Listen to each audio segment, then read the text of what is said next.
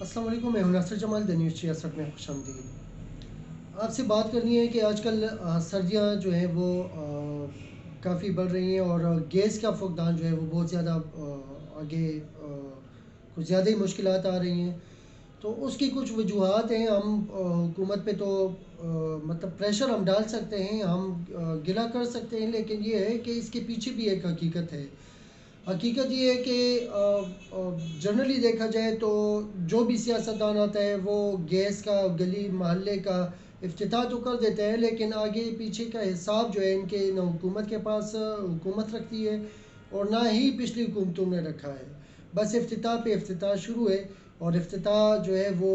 مزید جو ہے مشکلات میں اضافہ کر رہی ہے، کیونکہ جن سائلین کو گیس نہیں مل رہی ان کو تو ویسے ہی مسئلہ ہے، لیکن جو گیس کے بل جو ہیں وہ مسلسل پے کر رہے ہیں، افتتاح کے بعد جو ہے ان کو مطلب اس کو ایک مہینے کے لیے گیس مہیا بھی کیا جاتا ہے، لیکن اس کے بعد وہ بھی حکومت کے پیچھے لگے ہوتے ہیں۔ اس کے پیچھے کچھ وجوہات ہیں۔ ویسے دیکھا جائے تو پاکستان میں 9 ارب بیرل جو ہے وہ تیل کی معدنیات جو ہے وہ موجود ہیں۔ وہ ہمیں مختلف ادارے جو ہے وہ چیخ کے کہہ رہی ہیں کہ پاکستان کے پاس بہت زیادہ ذخائر ہیں۔ پاکستان کے پاس جتنی اس کی ضرورت ہے اس سے 150 گنا زیادہ گیس موجود ہے، گیس کے ذخائر جو ہے وہ موجود ہیں۔ لیکن مسئلہ یہ ہے کہ جو بھی حکومت آتی ہے وہ ذخائر پہ توجہ ذخائر کو بروئے کار لانے پہ توجہ کم دیتی ہے اور ڈیل جو ہے وہ زیادہ کرتی ہے۔ یعنی پچھلی حکومت میں ہم نے دیکھا ہے کہ ہمارے بہت ہی عوام کے مخلص، بہت ہی دیرینہ اور آج کل میڈیا پہ ہیرو بنے ہوئے ہیں، شاید خاقان عباسی، جن کو پریس کانفرنس کرتے ہوئے کسی صحافی نے آج تک یہ نہیں پوچھا کہ جی خاقان عباسی صاحب بڑا مؤدبانہ اور بہت ہی یعنی ہم گستاخی معاف، آپ کی وجہ سے جو ہم پوری قوم جو ہے 8 کروڑ روپے جو ہم کرایہ دے رہے ہیں ڈیلی بیس پہ، تو وہ آپ کی جو نوازشات تھی وہ دوبارہ پھر بھی سیاست پہ کنٹینر میں پہ کھڑے ہو کے تو اس قسم کے جو آپ دعوے کر رہے ہیں، تو آپ کی ذہن پہ کوئی شرمندگی، کوئی بوجھ ہے آپ کے ذہن پہ، کوئی دل پہ کوئی بوجھ ہے، کیونکہ اسحاق ڈار کو آپ دیکھتے ہیں وہ بھی باہر سے بیٹھ کے مطلب ہیرو بننے کی کوشش کر رہا ہے۔ یہاں پہ خاقان عباسی جو ہے وہ ہیرو پہ بننے کی کوشش کر رہا ہے۔ رانا ثناء اللہ صاحب ماڈل ٹاؤن 14 قتل،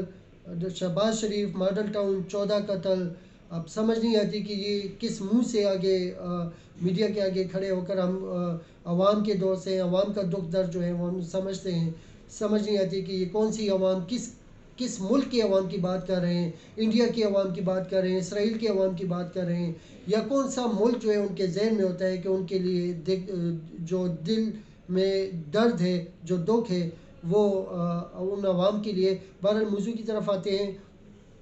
2000 سے 2020 تک کوئی بھی ایسا کوئی ذخائر کو یعنی معدنیات کو نکالنے کے لیے کسی قسم کا بھی ایسا کوئی قدم نہیں اٹھایا گیا۔ 2020 میں جو ہے ابھی ایک تیل کی ایجاد ہوئی ہے، تیل کے ذخائر کی ایجاد ہوئی ہے، تو اس سے پہلے جو ہے ابھی تک کوئی ایسا کوئی قدم نہیں اٹھایا گیا، نہ اس حکومت میں، نہ اس سے پہلے 2000 سے لے کے 2020 تک جو ہے کوئی ایسا کوئی قدم نہیں اٹھایا گیا تھا۔ قدم اٹھاتے بھی ہیں تو بڑی قوتیں جو ہے وہ سامنے آتی ہیں۔ بہرحال اتنے میں خاقان عباسی صاحب نے دل میں عوام کے لیے بہت بڑا درد رکھ کے، بہت زیادہ افسوس کا اظہار کر کے انہوں نے قطر کا معاہدہ کیا، قطر کے ساتھ ایک معاہدہ کیا LNG کا، اور اس کا یہ لیکوڈ فارم میں آتا ہے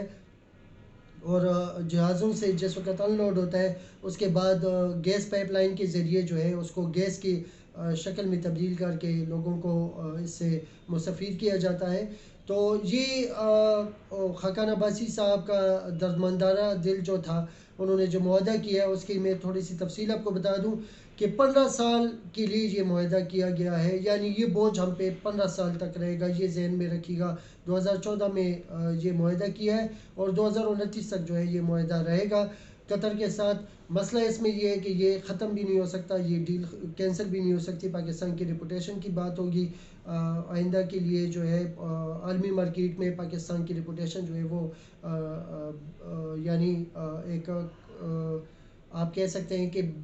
خراب ہو جائے گی، ریپوٹیشن خراب ہو جائے گی اس وجہ سے۔ لیکن ابھی تک جو مسئلہ بنا ہوا ہے وہ یہ ہے کہ 8 کروڑ روپے ہم اس کا ڈیلی بیس پہ کرایہ دے رہے ہیں، چاہے آپ استعمال کریں ان جہازوں کو یا استعمال نہ کریں، 8 کروڑ روپے جو ہے وہ ہم ڈیلی بیس پہ ہم اس کا کرایہ دے رہے ہیں۔ دوسری بات یہ ہے کہ عالمی مارکیٹ سے 230 گنا زیادہ ریٹ پہ خاقان عباسی صاحب نے قطر کے ساتھ یہ معاہدہ کیا ہے۔ یعنی 1 روپے اگر ایک چیز کی گیس کی ایک لمٹ رکھیں ذہن میں، 1 روپے اس کی قیمت ہے، تو خاقان عباسی صاحب نے ان کا دل دردمندانہ دل نے کچھ پاکستان کے عوام کے لیے ایک درد محسوس کر کے 230 روپے اس کی قیمت بنا دی، 1 روپے سے 230 روپے بنا دی۔ تو 230 گنا زیادہ اس کا مہنگا کر دیا ہے، یہ عوام پہ بوجھ بنے گا اور 2029 تک بنے گا۔ کنٹینر پہ آپ خاقان عباسی صاحب کو دیکھیں گے۔ اس کے علاوہ جو ہے اگر آپ دیکھتے ہیں پی ڈی ایم کے جلسوں میں وہ آپ کو نظر آئیں گے اور پریس کانفرنسز میں آپ کو نظر آئیں گے۔ دوسرے انہوں نے کیا کیا ہے، عوام کے دل کا درد جو ہے ختم کرنے کے لیے وہ جو 2 پلانٹس ہیں جو کہ اس ایل این جی کو لیکوڈ فارم سے تبدیل کر کے گیس مائع میں تبدیل کرنے کے لیے، تو اس کی ٹوٹل قیمت جو تھی وہ 6 ارب روپے تھی، 6 ارب روپے۔ اس کی قیمت اس سے بڑھا کے 13 ارب روپے کر دی۔ سب سے پہلے 6 ارب روپے سے بڑھا کر 13 ارب روپے کر دی۔ پھر پاکستان کی حکومت اس وقت اتنی یعنی کمزور تھی کہ 13 ارب روپے ان کے پاس نہیں تھے، ڈالرز نہیں، روپے ان کے پاس نہیں تھے۔ اس لیے خاقان عباسی صاحب نے پلاننگ کے ذریعے وہ پرائیویٹ سیکٹرز کو دے دی، اور وہ روپیہ جو تھا وہ 13 ارب روپے جو ہے اب پاکستان کی عوام 200 ارب روپے پہ وہ منافع پہ ان کو دے دی، یعنی 46% منافع پہ دے دی۔ اب سمجھ نہیں آ رہی کہ یہ لوگ پاکستان میں رہ کر کیسے سیاست کر رہے ہیں، اور کیسے مجھے سمجھ نہیں آتی کہ ہم کیسے زندہ باد کا نعرہ لگا رہے ہیں، مجھے اس بات کی سمجھ نہیں آتی۔ بہرحال 200 ارب روپے یعنی 1.5 ارب روپے جو ڈالر جو ہیں، 1.5 ارب ڈالر جو ہیں وہ اس کی پروفٹ رکھی ہے۔ 200 ارب روپے 13 ارب روپے پہ 200 ارب روپے جو ہے وہ اس کی پہ منافع رکھا ہے، اور اس منافع پہ جو ہے یہ منافع جو ہے یہ 2029 تک عوام کے سر پہ یہ بوجھ رہے گا، پرائیویٹ سیکٹر جو ہے وہ بوجھ رہے گا۔ مجھے سمجھ نہیں آتی کہ عدالتیں جو ہے وہ اس چیز کا از خود نوٹس کیوں نہیں لے رہی کہ اس میں عوام کو تباہ کرنے کی کوشش کر دی گئی ہے۔ دوسرا، ہم 8 کروڑ روپے ہم ڈیلی بیس پہ کرایہ دے رہے ہیں۔ ماڈل ٹاؤن کی بات کر رہا تھا تو مجھے ماڈل ٹاؤن پہ وہ جو احتجاج کرنے والے تھے، قاتل تو پھیر رہے ہیں، قاتل کا تو یہاں پہ چونکہ یہ اشرافیہ ہے، شہباز شریف صاحب، نواز شریف صاحب، محترم رانا ثناء اللہ صاحب، وہ تو آزاد پھر رہے ہیں، لیکن ہمارے جو احتجاج کرنے والے تھے وہ ابھی تک گرفتار ہیں، 10 سال ہو چکے ہیں، اور ان کے لیے میری دعا ہے کہ آپ ضرور دعا کیجیے گا کہ وہ مرنے سے پہلے ضرور کھلا آسمان دیکھیں، کھلا چت دیکھیں، کیونکہ یہی ہماری نظام ہے۔ ہمارا نظام اس طرح ہے کہ ابھی جنہوں نے قتل کیا ہے، جنہوں نے حاملہ عورتوں پہ گولیاں چلائیں، ان کے جبڑوں پہ گولیاں چلائیں، وہ چیختی رہیں، چلاتی رہیں کہ رحم کرو، خدا کے لیے خدا کا خوف کرو، لیکن انہوں نے کوئی ایسی کوئی بات نہیں سنی، اور ان کے حاملہ عورتوں پہ ان کے جبڑوں پہ گولیاں چلائی گئیں، حاملہ عورتوں کو مارا گیا، بچوں کو مارا گیا، بوڑھوں کو مارا گیا، یعنی جوان مرد و خواتین پہ جو ہے گولیاں چلائی گئی، اور پھر ان کے احتجاج میں ظلم ستم ظریفی تو یہ ہے کہ ان کے احتجاج میں جو لوگ نکلے تھے وہ 10 سال ہو گئے ہیں ابھی تک جیل میں ہیں، اور جنہوں نے ظلم کیا ہے وہ ابھی تک آزاد پھر رہے ہیں تو دعا کا ہم کر سکتے ہیں. احتجاج کا بھی حق نہیں کیونکہ پھر نوٹس آ جاتا ہے اور پھر آپ کو پتہ ہے کہ بات کرنا جو ہے وہ بہت زیادہ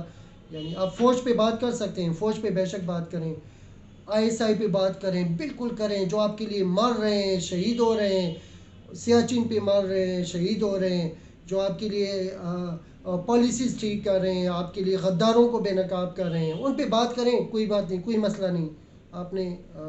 خیال کرنا ہے کہ کچھ ادارے ایسے ہیں جن پہ آپ پہ بات نہیں کرنی, اور بات کرنا بھی نہیں, بالکل نہیں کرنا. یہ پاکستان میں سخت ممنوع ہے. فوج پہ بات کریں, بے شک کریں. باقی جو حکومتیں ادارے ہیں, جو باقی ادارے ہیں, ان پہ بات کریں. لیکن کچھ ادارے ایسے ہیں کہ آپ نے بات نہیں کرنی, چاہے کچھ بھی ہو جائے. حملہ عورتوں پہ 165 لوگ فیکٹریوں میں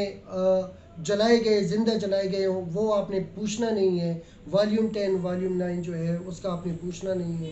کچھ ادارے سے ہیں آپ نے بالکل بات نہیں کرنی ورنہ نوٹس آ جاتا ہے. میں بہت زیادہ شکر گزار ہوں آپ کا. اگر آپ نے چینل سبسکرائب کیا, چینل سبسکرائب نہیں کیا تو کائنڈلی چینل کو ضرور سبسکرائب کیجیے گا. بہت بہت شکریہ. السلام علیکم.